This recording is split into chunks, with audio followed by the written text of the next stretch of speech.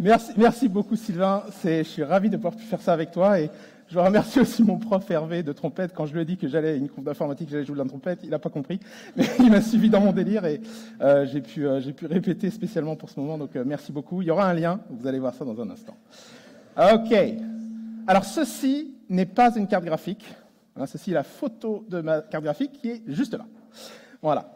En 1993, Jurassic Park sort et en même temps, vous avez NVIDIA, la création de NVIDIA, la fameuse société de cartes graphiques. Et avant ça, il y avait quoi? Qu'est-ce qu'on avait avant ça? Il y avait Matrox Mystic pour ceux qui se rappellent. Alors moi j'étais la team ATI, ATI Radeon, ATI 3D Reg Pro. Tiens, qui était plutôt ATI? Yes, ok, ouh. D'accord. Excellent. Et en fait, avec mes filles, j'avais retrouvé mes cahiers de texte du collège où en fait elles étaient mortes de rire. Il y a mamie qui a ramené ça. Elle dit oh papa, montrez pas ça aux enfants, les dessins et tout. Et il y avait des échanges avec mes potes sur mes configs de PC fixe. On allait à Paris acheter sa carte graphique, acheter ses composants et monter son PC soi-même. Imaginez, c'est impossible de me dire, punaise, 30 ans plus tard, j'avais 15 ans à l'époque, j'allais créer une carte graphique de mes mains, quoi. C'est un kiff où je me dis mais qu'est-ce qui s'est passé? Alors, souviens-toi, l'été dernier, j'étais ici, j'étais avec vous pour présenter l'ordi 8 bits. Un délire qui m'a pris durant le Covid, où je me suis dit, tiens, et si j'essaie de vraiment comprendre ce que je fais, quoi, comme métier. Et ça fait le lien avec le talk qu'on a entendu juste avant, à midi, avec le talk sur NSI. Ce serait super, et c'est génial qu'on puisse aller dans les écoles, et ça je l'ai fait aussi pour expliquer aux enfants l'intérêt de l'informatique et créer des passions et tout ça. Et en fait... le truc qui est fou, c'est que je me suis dit, avec ma fille, je lui ai dit, mais en fait, est-ce que tu comprends vraiment ce que c'est que l'ordinateur, c'est quoi? Je dis, c'est YouTube, c'est Internet. Ok, c'est pas évident, mais est-ce que tu vois vraiment comment ça marche à l'intérieur? Je me dis, mais est-ce que moi, je comprends? Donc, je me suis dit, le meilleur moyen de comprendre, et j'avais donné cette situation de Richard Feynman, le grand physicien, qui était très pédagogue aussi, qui disait ce que je ne peux pas créer, je ne le comprends pas. Et je me dis, mais est-ce que je pourrais créer moi-même un ordinateur? Et j'ai cherché, j'ai vu que c'était fait. Quelqu'un l'a fait, il s'appelle Ben Eater, je le citerai. Et je me suis dit, est-ce que je peux créer un processeur? C'est ce que je vous avais montré l'année dernière. Et j'avais donc créé un petit programme sur 4 lignes de code, et j'avais le jump qui était gratuit, parce que comme il n'y avait que 4 lignes de code, arrivé à la fin, il mettait à 0, donc j'avais le jump 0 gratuit.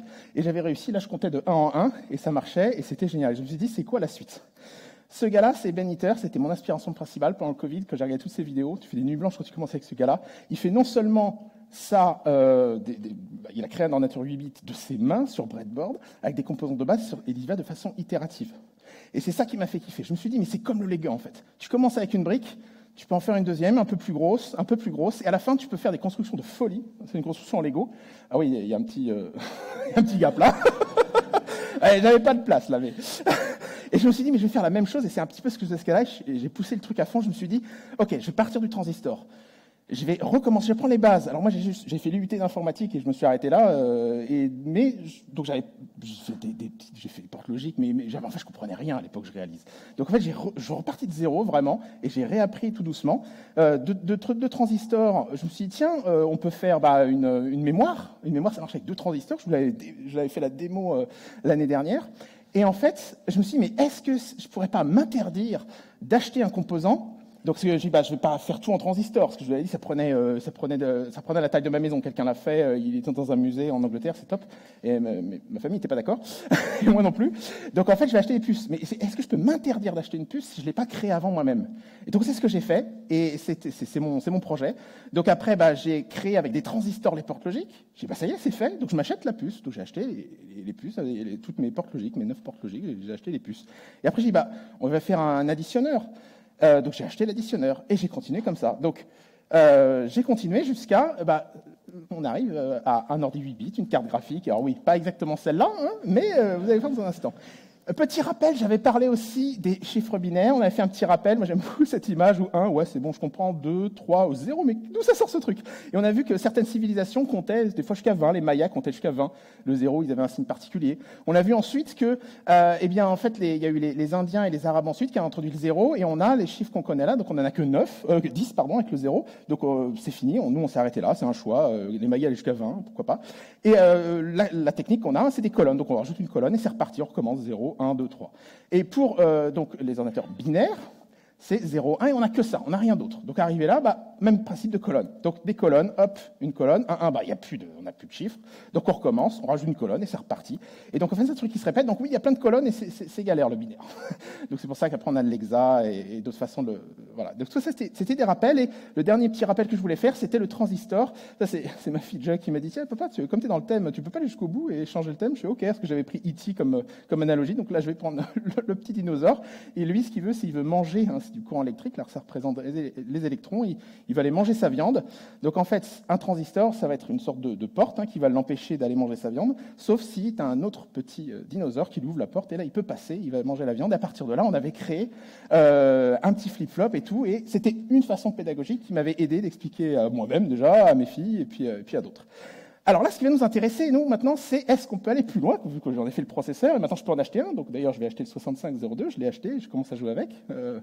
La carte graphique, est-ce qu'on peut afficher quelque chose dans l'écran? Ce serait un peu plus sympa. Donc si on zoome sur les anciens écrans CRT, on aurait quoi? On aurait ce genre de choses. On a, en fait, pour chaque petit point de l'écran, en fait, on en a 3. On a la couleur bleu, rouge et vert. Et en fonction de la luminosité de chacun, on arrive à afficher différentes couleurs. Donc là, par exemple, on a du 6x5. Donc on a 6 pixels x 5 pixels, donc on aura un écran de 6 x 5, là, cette petite zone. Alors, on va parler du canon à électrons. C'était vraiment un canon. Alors moi, quand je pense canon, je pense à quelque chose de dangereux. D'ailleurs, j'ai tombé sur une vidéo hier sur mon fil Twitter, comme quoi il voit un petit peu ce que je regarde, et hop, on est tombé sur un gars qui s'est un peu fait mal, parce qu'un canon, c'est vraiment, oui, en fait, ça montait jusqu'à 20 kV. C'est en fait, tu balances, tu chauffes la matière, tu balances des électrons, et tu balances ça sur un écran luminescent, et ça, tu affiches les petites heures. Donc le but, c'est d'afficher point par point et d'aller très très vite, parce que sinon, tu verrais des points. D'ailleurs, c'est intéressant, des fois, quand tu filmes un écran, tu vois bien que ça clignote, quoi. Et ça, c'est le marrant, parce que on va jouer sur la persistance rétinienne. Et par exemple, il y a ma fille, Élise, qui m'a dit, tiens, papa, ça me fait penser à un truc que j'avais fait. Je lui ai dit, parce que moi, je le mettrais dans la conf. Voilà, et s'était amusé à faire ça. C'est la persistance rétinienne. On dit, tiens, je vois une animation, je vois quelque chose que nos yeux, ils sont lents. Et si on veut vraiment si on veut l'impression de garder effectivement une image, l'image ancienne, en fait, si on va très très vite, tu as l'impression que l'image elle est encore là, et tu peux faire des petits films. Donc là, on est dans le thème. Et donc ça, c'est la persistance rétinienne. Alors, maintenant, je me dis, c'est parti, on va partir. Et est-ce que j'ai des contraintes? Parce que il faut aller vite. Donc le composant le plus, je dirais, qui va être le plus bloquant, le maillon faible, ça va être ma mémoire. J'ai regardé ma mémoire c'est 120 nanosecondes. Alors, si tu veux en Hertz, tu fais 1 divisé par 120 nanosecondes et tu te retrouves avec 8 MHz. Donc je fais OK, donc ça veut dire que déjà, je ne pourrais pas aller à plus de 8 MHz. Bon, c'est bon à savoir, je le note. Très bien. OK. Et ça tombe bien parce que j'avais déjà regardé le truc, quand j'avais fait l'ordi 8, on me dit jusqu'à combien de MHz ça va ton truc? J'ai regardé les breadboards, parce qu'on fait ça sur breadboard, on n'est pas censé faire ça avec une breadboard à la base. En fait, c'est 10 MHz maximum, après ça devient, c'est pas très stable. Donc déjà, je fais c'est bon, on est en dessous des 10 MHz, donc 8 MHz, bon, c'est intéressant comme info. Alors, j'arrive ensuite le VGA. Le VGA, je vais faire une carte VGA. C'est quoi VGA? Video Graphics Array. Donc, c'est un standard graphique fait par IBM en 87 qui parle de deux choses. Il parle à la fois d'un mode d'affichage, donc 640 x 480 pixels. Voilà, donc ça c'est le nombre de pixels, ça fait 800 x 600, c'est un autre standard. Et le connecteur, le fameux petit connecteur bleu que vous devez reconnaître, qui est là sur ma carte graphique, et ça définit ces deux choses-là. Donc ça, c'est le standard VGA. Alors moi, je suis parti sur le super VGA de 800-600, parce que des chiffres un peu plus ronds, ça va être plus facile si on veut les manipuler. Donc on part sur 800-600, si on fait la multiplication 800-600, on est à 480 000 pixels par image. OK. Alors si on fait un calcul rapide, ça fait 481 kilos. Si je pars du principe que dans ma mémoire, je vais stocker donc un point, un pixel, avec les trois couleurs, je vais le stocker sur un 1 byte, donc 8 bits. Il m'en faudrait donc 480 K de mémoire et j'ai que 8 K. Hein, je crois qu'ils font pas là 480 K et de toute façon ce serait trop cher et de toute façon avec j'ai même vu. Là je dois attendre août pour en racheter parce que voilà il y en a plus trop. Donc c'est un petit peu galère. Donc moi j'avais que 8 K donc je suis limité à mes 8 K. Donc déjà on a un problème. Deuxième contrainte, je vais être bloqué sur la taille pour faire ma carte VGA. Bon. C'est parti. On ouvre un document, hein, vous pouvez sur TinyVGA, qui vous donne toutes les caractéristiques d'un signal VGA. Parce que si on veut créer une carte VGA, voilà, il faut qu'on regarde un peu à quoi ça ressemble. Alors, on a 60 Hz. Et 60 Hz, tu fais OK, c'est 60 images secondes, c'est bien. Hein, pour la persistance rétinienne, c'est top, donc c'est normal. 60 Hz, ça veut dire, si vous faites le calcul, je vous passerai ça fait 40 MHz par pixel. Et là, ça bloque. Moi, c'était 8 max, vous l'avez vu, à cause de cette EEPROM à 120 nanosecondes. Donc déjà, j'avais une grosse limite j'avais déjà un problème. Je fais OK. J'ai continué à regarder, je fais OK. Alors là, il y a un truc avec une ligne complète, ça fait 1056 pixels. Zut, ça fait pas les 800-600 que j'imaginais, c'est bizarre. Et en vertical, j'ai 628 au lieu de 600. Là, je crois que c'était du 800-600, c'est bizarre. Et j'ai des trucs bizarres là qui s'appellent front porch, sync pulse, back porch. C'est quoi ce truc? Ça commence à devenir compliqué. Ça me saoule. Donc, j'ai dit, attends, bon, moi j'ai compris, c'était 800-600. C'est bon, c'est la zone visible, c'est du Super VGA, c'est 800-600. C'est quoi le problème? En fait, ça, effectivement, c'est ma zone d'affichage. Mais les canons à électrons de l'époque, hein, les écrans CRT, en fait, ils avaient effectivement la zone d'affichage 800-600, mais en fait, arrivé après, il fait une petite temps de stabilisation. Et donc, en fait, tu as ce qu'ils appelaient le front porch, un petit temps où, en fait, il doit se stabiliser pour balancer le signal tu te synchronises, donc tu passes à la ligne suivante. Donc, il y a un petit signal qui prend aussi un peu de temps pour que ce soit réceptionné. Et ensuite, on a encore un autre temps, le back porch, pour qu'il revienne à la ligne. Et le canon, il se réinitialise, il a un peu de temps. Et hop, il repart proprement à la nouvelle ligne. Donc, on se retrouve avec 3 zones, front porch, sync et back porch. Alors bon, ça fait 4 temps, hein, ça fait le temps, hein, vous voyez, là je les ai mis en rouge, là, le 1, le 2, le 3, le 4, donc on a 4 moments, il faut faire une action, ok? Et au niveau vertical, ce sera le même principe, hein. On a le même principe, on aura le front porch, sync et back porch, parce qu'il faut donner le signal, passe à la ligne suivante, et après, passe à l'image suivante, quand on est en vertical, on arrive en bas, et on se retrouve avec une zone en bas, vous voyez, une zone grise, et là sur le côté, ce qui s'appelle le blanking time, c'est une zone où il ne faut surtout pas balancer des électrons. Alors tu me dis, ah ouais, attends, oui, parce que sur un écran CRT, là, vous inquiétez pas, ça va pas exploser, mais sur un écran CRT, si jamais tu tirais dans la zone où il faut pas, je sais pas ce qui se passe, mais il doit pas se passer des trucs très cool. Il faut bien taper dans l'écran. Donc il y en a qui ont pété leurs écrans avec ça. Donc je me suis dit, bon, là, nous c'est bon, de toute façon j'ai un adaptateur pour être en HDMI, comme ça il n'y a pas de risque, et puis nous, on n'a plus d'écran CRT. Mais voilà, c'était dangereux, donc il fallait vraiment faire gaffe. Ok, donc ça c'est top, donc on reprend. Moi, j'ai mon truc là, 40 MHz, c'est pas possible. Donc, il va falloir, on va diviser. Si on divise tout, on fait une division, on reste dans l'image sera un peu étirée, hein, vous voyez, on aura une image un peu étirée, mais ça restera correct. Donc, en fait, on va tout diviser. Donc, je vais tout diviser par 8, ok? On fait tout. Si on divise tout par 8, c'est bon, le timing reste correct. Donc, 40 MHz divisé par 8, ça fait 5 MHz. Donc là, j'ai mis un petit quartz de 5 MHz, un petit oscillateur. J'en ai créé un avant, hein, si vous regardez mes vidéos. J'ai créé un quartz avant, donc je peux me permettre un oscillateur, pardon, pas un quartz, un oscillateur, j'en ai créé un, donc je peux me permettre d'en acheter un. Donc j'ai acheté un quartz de 5 MHz, donc ça va tourner à 5 MHz. Et comme je divise tout par 8, le timing est correct. Par contre, on a une image qui sera un peu moins grande. Ok, c'est pas grave. Donc on divise tout par 8, on prend les chiffres, on divise par 8. Donc on aura du 100, donc 100 pixels. Donc ce sera une image déjà en 100 de largeur. Vous voyez, ça fera une image un peu plus petite. Je divise les autres temps, là, le front porch, machin, tout ça, 5, 16, 11, ça fait 132. Donc j'aurai une ligne totale de 132. Ok. Ensuite, le vertical, pareil, je divise par 8, et donc, pour que ce soit correct, je suis pas obligé, hein, parce que j'ai déjà divisé l'horizontal, c'est bon. Mais en vertical, sinon, j'aurai une image toute étirée, ça va être moche. Donc, si je veux respecter le ratio 800-600, ça fait 100 divisé par fois 75. Donc, on a en finale une résolution de 175. Ok. Donc, j'aurai une carte graphique VGA, qui respecte le standard, qui respecte le timing, en fait, qu'on me demande. Et normalement, un écran, il dit OK, c'est bon, ça marche.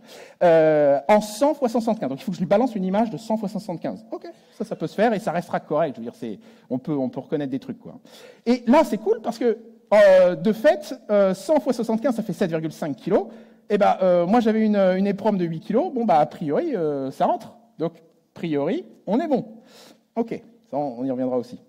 Alors, Ouais, bah, c'est ça que j'aimais bien. On m'a dit, ouais, mais il y a plein de simulations qui peuvent te faire t'aider. Ouais, moi, je suis développeur, je suis informaticien, je sais faire du coder. Moi, ce que je voulais, c'est toucher de la matière. Et là, tu as des problèmes. En théorie, ça marche. Tu branches, mais ça marche pas. Bah oui, parce que voilà, il y a plein de, il y a l'électronique en fait, et c'est très intéressant, c'est très passionnant. Donc, je vous recommande, c'est top.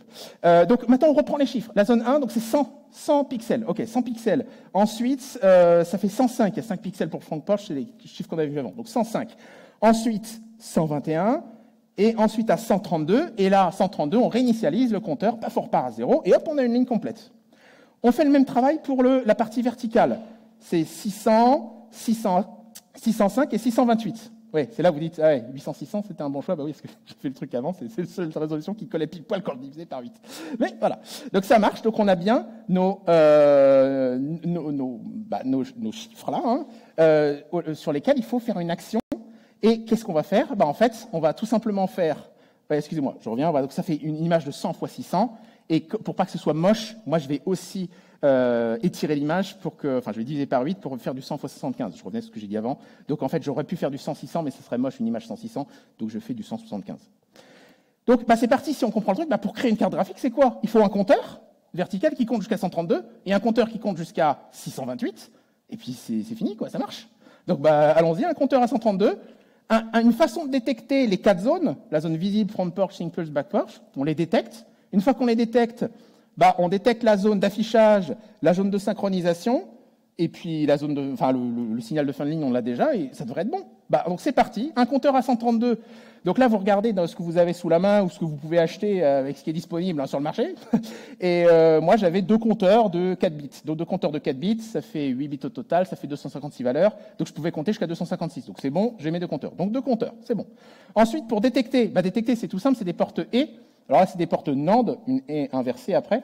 Mais je détecte, je prends mes 8 bits et je détecte quand j'arrive au chiffre 132, quand j'arrive au chiffre 100. Voilà, c'est juste une détection avec une porte E. Regardez mes vidéos avant pour comprendre tout ça. Donc maintenant, on est sur 4 portes E pour détecter nos 4 trucs. Alors j'ai essayé d'être un peu intelligent parce que le but, c'était pas de juste copier qui que ce soit. L'idée, c'était d'avoir mes propres problèmes. Donc c'est pour ça que j'ai modifié des trucs, que j'ai acheté des puces différentes et tout pour moi me confronter au problème. Là, je me suis dit, des portes à 8 entrées, ça se trouve pas, j'ai du mal à les trouver d'ailleurs. Et je dis, je vais essayer d'être intelligent. À un moment donné, si je compte jusqu'à 132, c'est le max. J'ai pas besoin de tester 133. Donc il y a un bit, le premier bit, j'ai pas besoin de tester si c'est un bit impair. Je vous passe les détails. Par exemple, comme je sais qu'à 132 je réinitialise, j'ai pas besoin de détecter plus. Donc j'ai pu comme ça dire celui-là je le teste pas. Donc, ça fait rien que j'ai pas besoin de tester. Et avec ce genre de logique, ça c'est moi qui me suis amusé à optimiser. Je n'étais pas obligé. J'ai optimisé, j'ai réussi la dernière, celle qui est tout en bas. J'arrive à juste 2. Je teste une porte end à 2 entrées, c'était bon, ça me suffisait pour détecter une zone. Donc vous voyez, mais ça c'était bonus. J'étais pas obligé, j'aurais pu faire à chaque fois tester les 8 bits pour être sûr que ça marche. OK. Et ensuite, on met simplement un petit latch pour mémoriser quand on rentre dans la zone d'affichage et on la quitte, et quand on rentre dans la zone de synchronisation et on la quitte. Donc là, un petit latch qui mémorise, histoire d'avoir le signal de synchronisation, paf, pour envoyer à l'écran, c'est ça qu'il attend, et le signal pour dire arrête d'afficher. Voilà. Et avec ça, normalement, on est bon. On refait exactement le même travail pour la zone verticale. Donc un compteur à 628, les 4 détections, je vous passe le truc. 628, ça dépasse les 256 que j'avais perdu tout à l'heure. Donc là, il me faut un troisième compteur de 4 bits. Et je n'utilise pas tout, j'utilise que 2 bits sur le dernier compteur. Même principe, des portes E. Là, c'était un peu plus dur. Donc j'ai une porte d'entrée à 4 entrées, une porte end à 4 entrées. Et le même principe. Juste un simple latch que tu mets avec deux portes NAND et tu as un latch pour mémoriser. Ça, j'en avais parlé dans ma dernière conférence. Et c'est parti. Donc vous avez ici ma carte graphique qui est là. Vous avez la zone en bas avec mes compteurs, mon compteur horizontal. Ensuite, les puces qui sont là, c'est juste des portes NAND, des portes end avec une négation derrière. Donc c'est pour détecter mes quatre zones, timing detection. Pareil pour le vertical. Et pareil pour la détection des 4 zones verticales. Donc ensuite, mes 2 petits NAND là, qui me forment un latch, une petite mémoire, j'ai ma synchronisation horizontale, ma synchronisation verticale, et en théorie, c'est fini, ça marche. Donc c'est parti, j'ai pris un câble, j'ai pris un adaptateur, j'ai branché le truc, et j'ai regardé, je me suis dit, en fait, je branche sur quoi déjà? Bah, si tu regardes, ça faisait toujours peur, les 15 pins, en fait, très souvent, on utilise très peu. Là, en gros, sur un pin VGA, il y avait juste le rouge, le vert, le bleu. Ok, logique, tu es obligé d'envoyer l'information de chaque couleur, donc tu en as 3 pour la couleur 1, 2, 3. Et après, tu as juste 2, tu as le 13 et le 14, qui servent à la synchronisation horizontale et la synchronisation verticale. C'est tout. Le reste, les autres, ils servent pas. Bah, tu as la masse, hein, et ça sert. Donc, en fait, c'était pas. Je suis bien, en fait, c'est pas aussi compliqué que ça, donc c'est rigolo. Et hop, c'est parti. On branche, et là, premier coup, là, je vous jure, premier coup, bim, il y a mon écran qui me dit, alors écran noir, normal, parce que j'avais pas de mémoire, j'avais rien, donc j'ai eu un écran noir, je fais OK, bon, jusque-là ça va, pas de problème. Et j'ai demandé à mon écran, je suis allé dans les menus, je fais, c'est quoi, quelle est ma résolution? Et il me dit, 60, là vous voyez, c'est 60 Hz, 800-600, pas de problème, vas-y, balance. Je dis, yes! Donc c'était bon. Donc mon écran, j'avais rien, mais mon écran, il disait, c'est bon, tu es en 800-600, tout va bien, vas-y, on voit le truc. Je fais, c'est génial. Donc après, je dis, mais mince, là, je suis frustré parce que j'ai envie de faire quelque chose, quoi. Donc là, j'ai juste pris le rouge, le vert, le bleu, là, qui sortait de mon câble VGA, et j'ai fait ça n'importe où. Je l'ai mis ça sur mes histoires d'avoir des bits 1 et 0 qui changent. Et donc j'ai mis ça, oui, il n'y avait pas de... Ouais.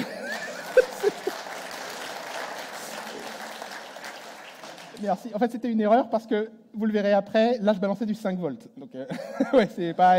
Certains d'entre vous se diront, attends, fais gaffe là, ouais, c'était une erreur. Genre, bon, ça n'a pas pété, mais... Voilà. Donc, et effectivement, quand j'ai branché ça un peu n'importe où, bah, j'avais des lignes, parce que si je te passe sur les compteurs horizontaux ou verticaux, bah, j'avais des lignes rouges, des lignes bleues. Je dis, yes, c'est rigolo. Je dis, bon, maintenant, il me faut une image, si je veux faire un truc un peu sympa. Donc maintenant, problème, comment est-ce qu'on part d'une... j'ai mon écran qui va attendre des couleurs, et moi, je vais mettre l'image dans une mémoire, hein, dans une EPROM. Mon EPROM, elle va avoir 8 bits, donc juste des 0 et des 1, donc des bytes, donc 8, des séquences de 8, et il y en aura comme ça 8000. Donc je fais, bon, comment je pars de là, et j'arrive à afficher un truc? Bon, c'est ça qui est génial. C'est quand tu recrées ça, tu dis, mais je fais ce que je veux, c'est moi le créateur. C'est ce côté qui tu fais ce que je veux. Donc j'ai dit, bon, alors après tu réalises, ah oui, bon, ils l'ont inventé avant moi, évidemment, mais le kiff de sûr, tiens, je me documente pas, qu'est-ce que moi je ferais si j'étais le premier à créer ça? Et c'est super rigolo, en fait. Et je me dis, bon, si je m'amusais à prendre, je dis, les 2 premiers bits, je les utilise pas. C'est bête, hein, mais bon, allez, j'ai pas que ça à faire, ok. Et j'utilise les 2 d'après pour faire le rouge, 2 pour faire le vert, 2 pour faire le bleu. Et je fais, attends, pourquoi pas, ok, c'est parti. Donc ça donnerait du noir. Tout à 0, ça donne du noir, donc pas de couleur, noir. Si maintenant je donne les 2 bits du rouge, je les mets à 1, tous les deux, je m'attendrais à avoir du rouge. Ok. Pareil pour le vert, si je mets les 2 bits verts, je m'attends à avoir du vert, et les autres, je les mets à 0. Si je code les 2 bleus, je m'attends à avoir du bleu. Et si je code tout à 1, votre avis, ça fait du... Yes, merci, bravo. Donc voilà, vous avez synthèse additive et soustractive. Donc là, c'est effectivement du blanc. Si on met toutes les 3 couleurs à fond, ça donne du blanc. Et là, je dis, mais attends, mais maintenant, si je fais 1, 0, 0, 1, et je commence à... là, j'ai toutes les combinaisons. Et si vous faites 2, alors les 2 rouges, c'est 2 x 2, x 2, x 2, x 2, x 2, vous avez 64 couleurs. Donc en gros, je dis, yes, je vais avoir une carte graphique de 64 couleurs. Et les premières cartes graphiques, elles faisaient 2 couleurs ou 8 couleurs. Je dis, yes, c'est déjà un peu plus que... Donc je dis, pourquoi pas, c'est parti. Donc là, je me suis dit, maintenant, attends, ça c'est des 0 et des 1. Comment je vais faire pour balancer un... C'est quoi? Là, c'est du 5 volts que je balance. Je lance du 5 volts, du 0 volts. Déjà, c'est quoi l'aspect VGA? Et là, je fais, oups. Oui, c'était du 0,7 volts max. Je fais, mince. Je fais, oups, j'ai rien pété, c'est bon. A priori, ça allait. Peut-être que je sais pas ce que je fais. Bon, donc 0,7 volts, je fais mince, 0,7. Donc ça veut dire que c'est pas de couleur, donc pleine couleur, c'est 0,7 max. Je fais bon, ok. Et pas de couleur, c'est 0. Ça, d'accord, je comprends. Comme moi, je me suis amusé à me dire, je vais coder ça sur 4 valeurs. Bon, je vais essayer d'être un peu intelligent et je vais essayer de les valeurs intermédiaires. Donc, le 0,1, je vais le mettre à 0,23 volts et le 1,0 à 0,47. Comme ça fait un peu lissé, elles sont à équidistance et j'aurai mes 4 niveaux de rouge, de vert et de bleu. Ok, donc, je balance du 5 volts et je veux du 0,7 max. Comment on fait en électronique pour passer de 5 volts à 0,7? On met des résistances. Donc, en fait, et ça, le nom qui est un peu... je dis, ouais, ça me faisait peur avant, c'est un DAC, Digital to Analogic Converter, donc c'est un DAC qui tu convertis du digital en analogique. Et ça fait peur, mais en fait c'est aussi simple que ça, c'est juste tu mets des résistances et puis tu réduis le voltage. Donc en fait tu fais un petit... alors moi j'ai rajouté des diodes, parce que Ben Eater ne le faisait pas dans sa vidéo, mais en fait c'était une bonne pratique, parce qu'en fait si tu regardes bien le 1 là, il va balancer du 5 volts. Le 5 volts, attends, je remets... Ah mince, excuse-moi, je avance. Si tu balances le 5 volts, c'est bien, il part, mais comme à un moment donné les fils se rejoignent, les résistances se rejoignent, j'arrive à mon animation. En fait, il va revenir en arrière. Et donc, pour pas que ça fasse ça, j'ai rajouté des diodes, c'est plus propre. Ça marchait parce que, bon, j'imagine que ça fait rien péter, mais c'est beaucoup plus propre de faire ça. Donc, moi, j'ai voulu faire les trucs un peu clean. Donc, je me suis dit, bah, je rajoute mes deux diodes aussi. Donc, comme ça, si tu balances du 1-1, par exemple, le courant, il revient pas en arrière, ce qui est très bien. Donc, tu as, en faisant ça, juste ce petit truc-là, bah, tu te retrouves à convertir du 5 volts en 0,23, 0,47 ou 0,7 volts. Donc, j'ai fait ça. Et donc, ça donne au final ça sur mon schéma. La partie horizontale, on a déjà vu le schéma détaillé, donc je ne vous le refais pas. Vertical, on l'a vu. Et là, je mets ma mémoire, donc mon EEPROM. Donc là, je branche toutes les sorties de mes compteurs, je les branche sur ma mémoire pour aller chercher pour chaque pixel, aller chercher la combinaison de couleurs qui me convient pour afficher à l'écran. Il y a une petite porte logique NAND qui est en bas. Je l'ai branché sur le blanking time. Quand je ne dois pas balancer de couleurs à l'écran, je désactive ma mémoire pour dire tu l'affiches pas. Donc il y a aussi cette porte logique que tu rajoutes. Et ensuite, on a notre fameux DAC, Digital to Analogic Converter, où là je fais j'ajoute mes résistances pour créer mes niveaux de couleurs. Et je branche ça sur le connecteur VGA. Et c'est parti. Donc, je ne vous le montre pas là parce que je vous ai mis une photo, c'est plus simple. Donc ici, on a notre EEPROM avec notre image, avec codé les 0 et les 1 pour chaque couleur. On a la conversion digitale vers l'analogique, avec juste des résistances et puis des diodes. Et on a cette fameuse petite porte logique NAND là qui va détecter quand on est dans zone visible et sinon on désactive les proms pour dire non, là t'envoies pas de couleur dans cette zone là, dans la zone blanche. Et c'est parti. Donc une puce par défaut quand tu la reçois normalement elle est tout mis à 1 ou sinon je l'avais remis à 1 pour être sûr que c'était bien 1. Donc il y avait que des 1 dedans. Donc s'il y a que des 1 ça donne du blanc. Voilà. Donc j'ai eu un écran blanc. Yes. Donc j'ai un écran tout blanc. Il y a quelques petites lignes noires, on y reviendra à la fin, je vous poserai quelques questions, réfléchissez pourquoi. Donc je dis, c'est parti, maintenant il faut créer mon image. Super. Alors, il y a 8 kilos, 8000 pixels. Donc je fais, ok, c'est parti. Donc je me suis créé, je vais tout créer moi-même, donc je me suis créé un programmateur sur breadboard.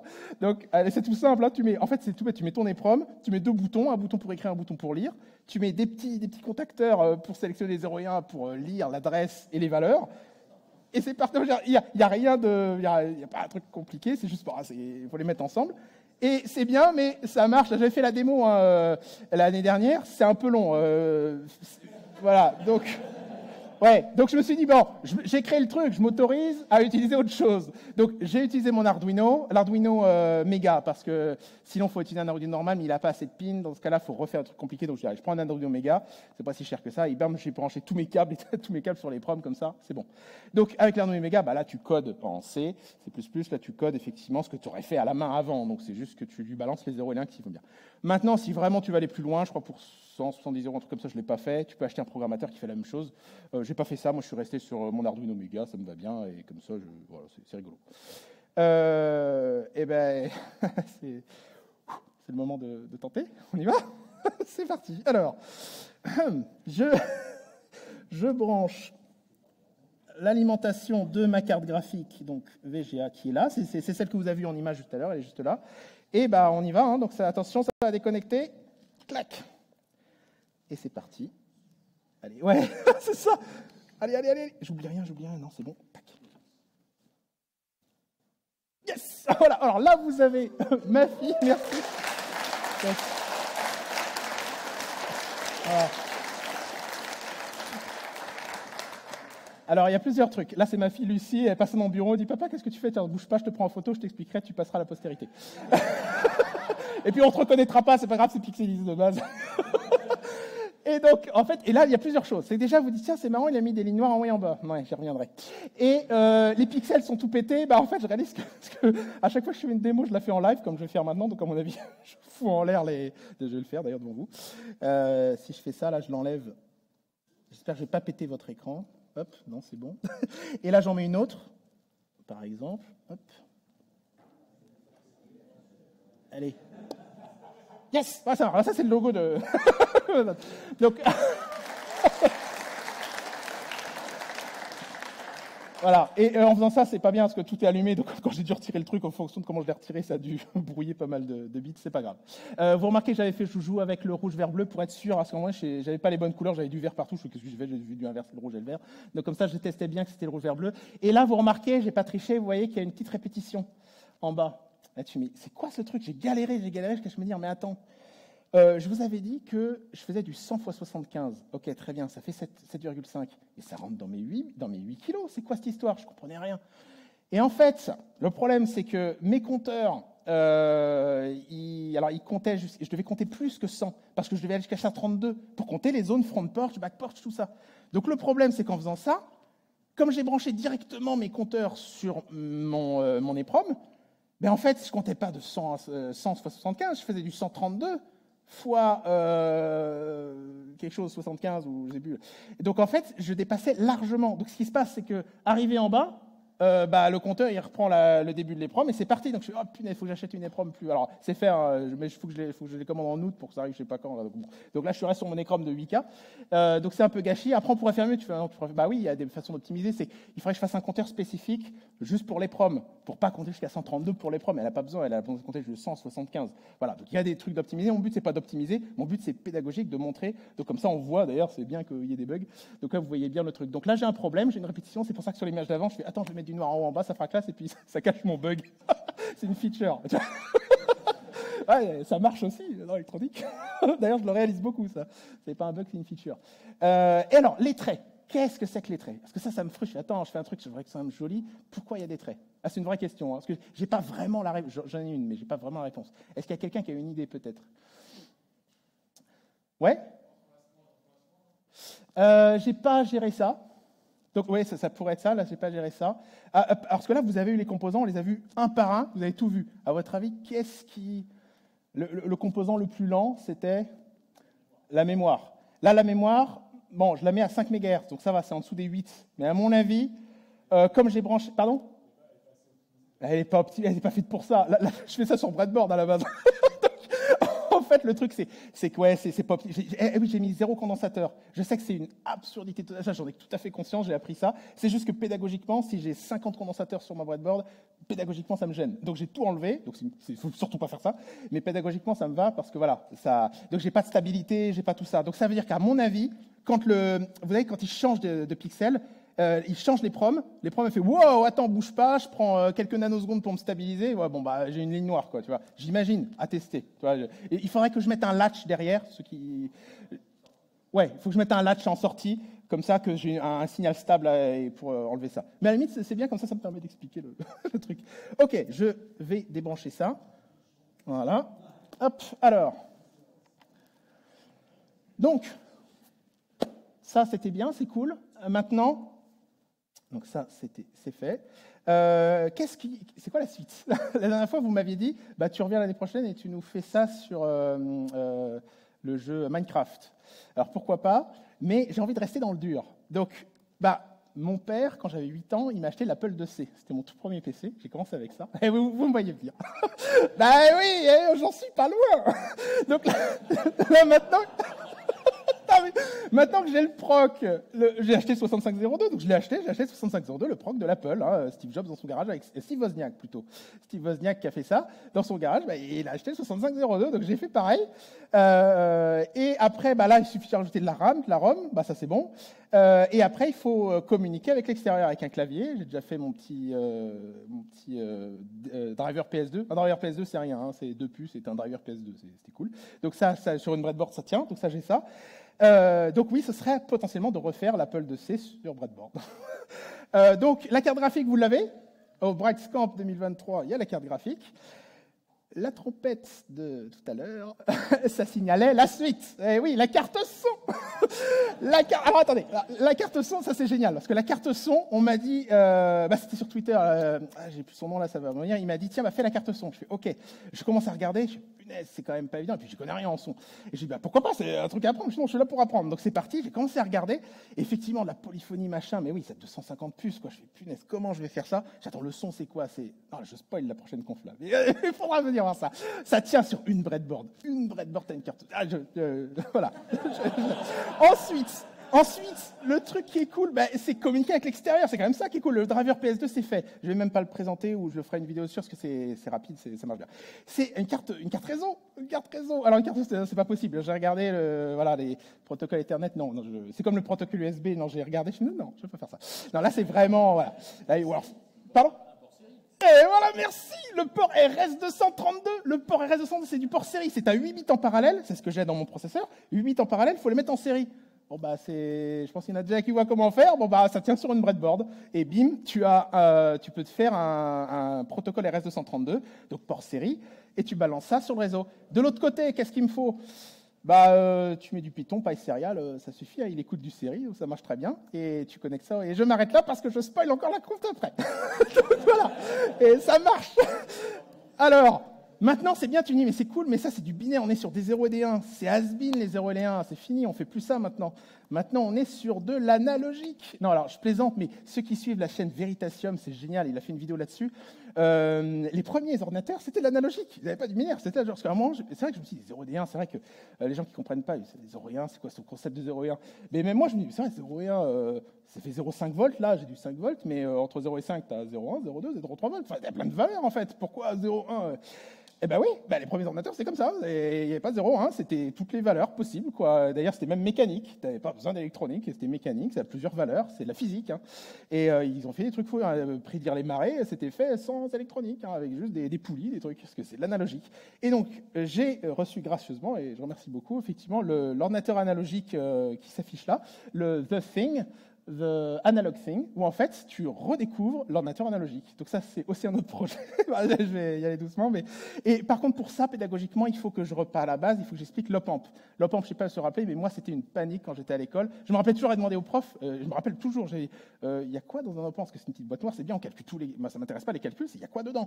J'avais pas eu de réponse, et j'étais resté avec ça. Et j'ai eu cette frustration, encore que là, il y a 2-3 ans, quand j'ai commencé à m'intéresser à tout ça, je me suis dit, en fait, quand j'étais à l'école, j'avais cette frustration, est-ce que je peux pas ouvrir le capot maintenant que je comprends un peu mieux? Et j'ai regardé, oui, tu as une quinzaine de transistors et c'est bon, je veux dire, c'est pas si compliqué que si, mais je veux dire, c'est des transistors.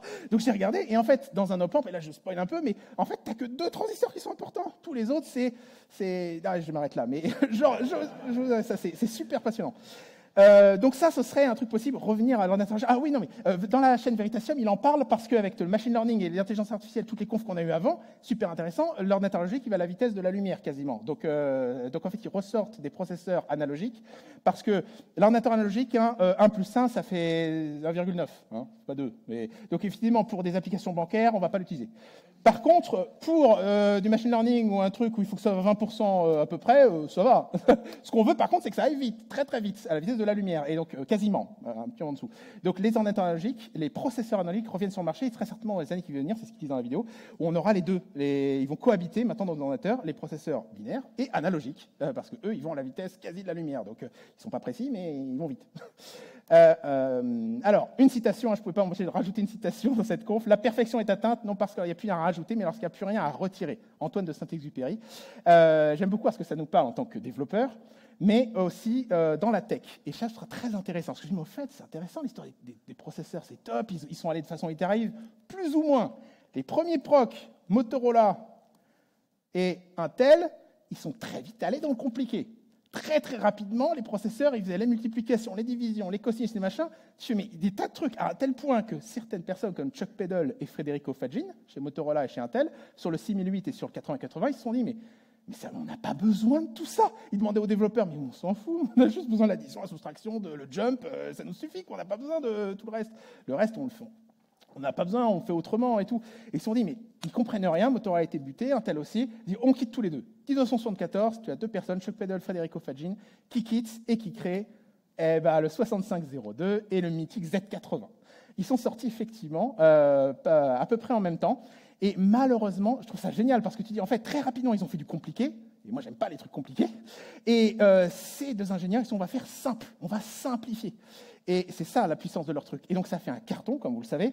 Malheureusement, ça n'a pas perduré. Les grosses organisations Intel et Motorola ont continué après à faire leur proc. Et leur projet, il y a eu Commodore, il y a eu des trucs, mais ça n'a pas continué.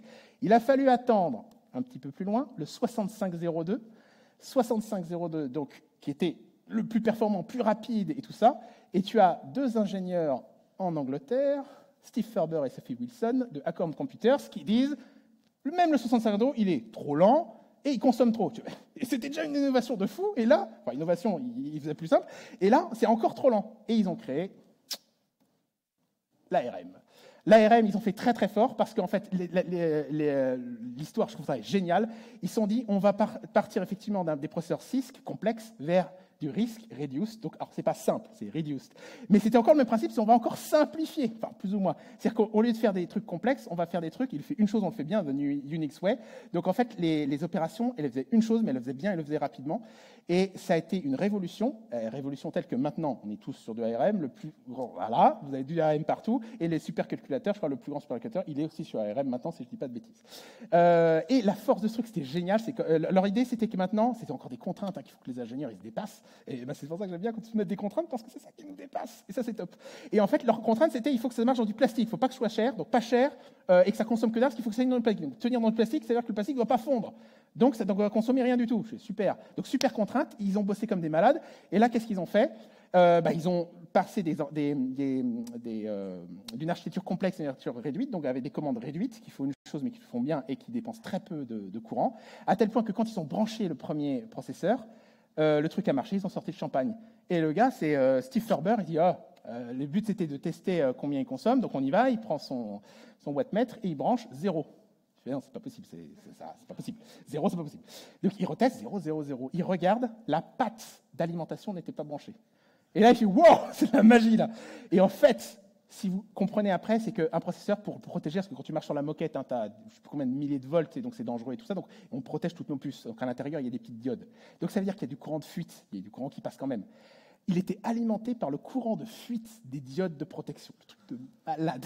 Donc après, il a branché le VCC, donc le truc a marché alors qu'il n'était pas alimenté, tellement il consommait peu. C'est ce qui fait que l'ARM, il a explosé après. Et après, ils ont été super intelligents. Ce qu'ils ont fait, c'est qu'en fait, ils ont dit, nous, on va pas les faire, on va juste faire l'architecture. Comme ça, c'est les autres qui vont construire. C'est comme ça qu'ARM marche du tonnerre. Ils font juste l'archi, et après, ils laissent aux autres le soin de construire les processeurs ARM. Voilà, regardez les vidéos, c'est très bien fait sur l'histoire de l'ARM. Écoutez, j'ai commencé aussi à écrire dans le magazine programmé. Là, j'ai fait l'ordinateur 8 bits que j'ai fait, et vous pouvez le regarder dans le magazine programmé, et je vais faire ce que je vous ai montré là, je vais le faire là pour la rentrée. Et après, je pense que je vais continuer. Je m'appelle Olivier Hubert, donc je suis actuellement sur ces différents réseaux sociaux. Il n'y a pas de feedback, je crois, dans la conf, donc n'hésitez pas sur Twitter à me faire de votre feedback. Je serais ravi d'avoir votre feedback. C'est comme ça que je vais faire la carte son. C'est grâce à quelqu'un qui m'a fait un feedback à la fin d'une conf. Il dit tu devrais faire ça. Pourquoi pas. Donc voilà. Et j'ai écrit rapidement un site très rapide avec VitePress. J'aime bien Vue.js. olivierhubert.net. Regardez ça. J'ai mis les vidéos comme ça. Vous avez les liens si vous voulez avoir les vidéos au minimum. Et après, j'essaierai d'agrémenter le site avec. Et ça prend du temps, tout ça. Les vidéos, pareil, j'en ai fait une ou deux, mais c'est du temps de fou, donc voilà. Je fais partie de la société Haven, et dans le même principe que pour moi, je n'aime pas les choses compliquées, je veux les choses simples. Donc nous, Haven, ce qu'on fait, c'est de l'open source, du Kafka et tout ça, et sur du manager, du cloud manager. Et mon kiff, c'est faire une démo où en 15 minutes, je te fais un pipeline Kafka et tout ça. Et ça, je trouve ça kiffant à la fois dans mon job de pouvoir aussi prendre des choses qui paraissent très complexes et qui font peur dans des choses qui sont simples. Je vous remercie beaucoup. Est-ce qu'il y a des questions ?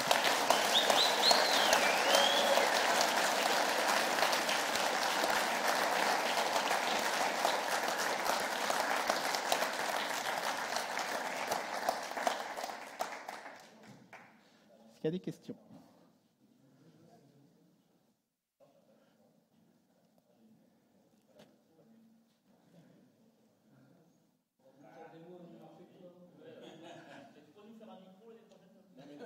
Ah oui, ok.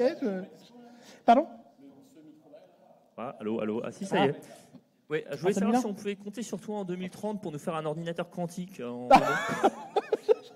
Ah, non, par contre, sur ordinateur quantique, une petite anecdote, merci.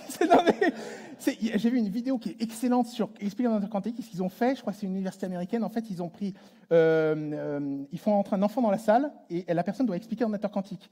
L'enfant ressort, là je dis ouf, c'est bon, j'ai compris. Il faut rentrer un adolescent, et en fait il faut rentrer à chaque fois une personne de plus en plus compétente, jusqu'à arriver à, tu ne comprends plus rien à ce qu'il raconte, et je trouve ça génial, le concept, et c'était sur l'ordinateur quantique. C'est un des trucs aussi que j'aimerais, pédagogiquement, je trouve ça absolument fabuleux. Alors, une idée comme ça me fait penser à ça, ouais, pour comprendre l'ordinateur quantique. Merci.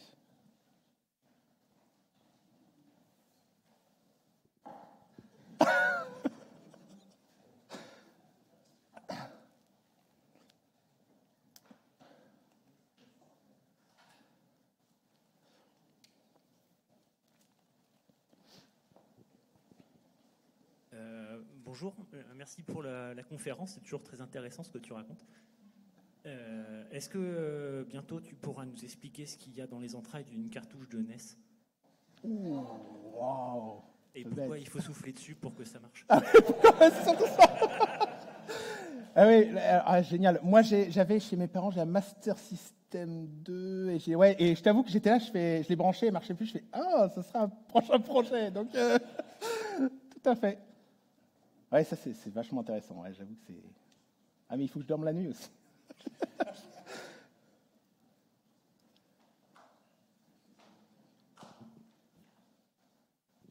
Bonjour et merci.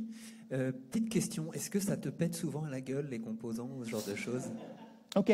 Alors, écoute, étonnamment, alors j'ai acheté, alors maintenant les composants récents, c'est ça aussi. J'ai pris, et c'était bien, c'est que Ben Eater, il avait fait des trucs un peu équivalents, mais il était avec des anciennes puces. Moi, je suis parti sur du H, c'est du CMOS, des puces plus récentes et qui ont des dots de protection et tout ça. J'ai pas de la moquette chez moi, donc je t'avoue que j'ai jamais eu ces soucis-là. Le souci que j'ai eu, je t'avoue, c'est quand j'ai branché certaines puces où en fait, j'ai laissé les pins, j'ai pas branché certains pins, je les ai laissés flottants, comme on dit. Donc ça veut dire qu'ils chopent le courant environnant. Et à tel point que si tu fais par exemple un oscillateur ou un truc, le truc il va osciller comme un malade, elle va chauffer, tu vois ta breadboard qui commence à fondre, et j'en ai cramé plusieurs jusqu'à ce que je comprenne que c'était ma faute, c'était juste que j'avais laissé des pins flottants en fait. Ça, ça c'est un des trucs que tu vois, c'est que là, il n'y a pas de condensateur, donc si je mets ma main des fois au-dessus, ça fait varier des trucs et tout, tu dis ah ouais d'accord, parce qu'en fait tous les fils c'est n'importe quoi, déjà les breadboards c'est pas fait pour ça, et en plus tous les fils là, mais ça fait des interférences de folie, j'ai zéro condensateur donc c'est une catastrophe. Mais non, étonnamment, j'ai jamais cramé juste en les manipulant, jamais eu. Et je fais, t'as vu, là j'ai changé les probes en live, ça se fait pas, j'ai jamais eu de problème. Enfin si, c'est j'ai pété mes pixels, mais... Donc ouais, ça va, ça se fait bien. Et c'est pas super cher. Ah si, un des trucs, les breadboards. Ce qui est frustrant, c'est quand tu dis en théorie ça marche, tu branches tes trucs et tout, et tu dis mais ça marche pas. Un des trucs où j'ai passé une nuit blanche et là j'ai craqué, c'est que tout ce que j'avais fait vraiment ça marchait, c'était bien. Et ça, le truc ne fonctionnait pas, juste pour réaliser que les contacteurs dans mes breadboards, les breadboards ça coûte que dalle, hein, ils étaient complètement, c'était n'importe quoi, les trucs ça se marchait pas bien, les morceaux de métal étaient déformés. Donc j'ai craqué, j'ai acheté des breadboards à 10 balles. Super haute qualité, donc c'est 10 balles la breadboard. Voilà. Mais par contre, j'ai plus aucun problème. S'il y a une erreur, c'est ma faute là. Et ça oui, parce que sinon tu passes des heures et tu comprends pas, alors qu'en fait tu as fait le truc bien. Donc laissez les breadboards qui sont plus chers en fait. Mais donc de qualité, mais le reste, non, c'est des composants que tu achètes, ça coûte quelques centimes. Si, c'est le cuivre, les câbles. Pour les faire jolis, je fais des longs trucs et ça coûte cher. Donc, et tu passes des heures. Voilà. Mais ça fait partie c'est artistique, donc c'est rigolo. Ça me vide l'esprit. Oui, c'est particulier comme. Autre chose, c'est le debug. J'ai trouvé ça passionnant le debug parce que souvent c'est des LED. Là, j'ai 0 LED parce que j'ai carrément un écran, donc c'est cool. Mais sinon, l'ordinateur mobile, vous vous rappelez, c'était des LED qui étaient partout. Et en fait, c'est bien pour débugger, hein, c'est comme le console log. Mais après, il faut être plus sérieux, hein, passer un logger. Et là, c'est l'oscilloscope. À un moment donné, tu es obligé, tu passes l'oscilloscope parce que quand tu as des niveaux de voltage, comme je vous avais dit, comme j'ai 0 condensateur, des fois, parce que 1, 0, 1 c'est pas 5 volts, 0 c'est pas 0 volts. Hein. 5 volts c'est à partir de 4, machin, 0 volts c'est à partir de 1,3. Donc en gros, si tes voltages sont pas bons, t'as tout faux quoi. Donc à un moment donné, il faut mettre le stylo, hop, tu regardes, tu fais ah bah oui là je suis à la limite de la limite, donc où je change un composant, où je fais gaffe, où je mets un condo si vraiment il faut, mais j'ai réussi à m'en sortir sans aucun condo. Avec une alimentation de qualité et des breadboards, ça passe. Voilà. D'autres questions? Donc n'hésitez pas sur les réseaux Twitter, n'hésitez pas à me donner vos idées et vos retours et peut-être à l'année prochaine. Vous êtes les premiers parce que je vais commencer par le Brightscamp, donc quand je fais mon tour, après vous êtes les premiers. À chaque fois, vous avez la primeur. Merci beaucoup.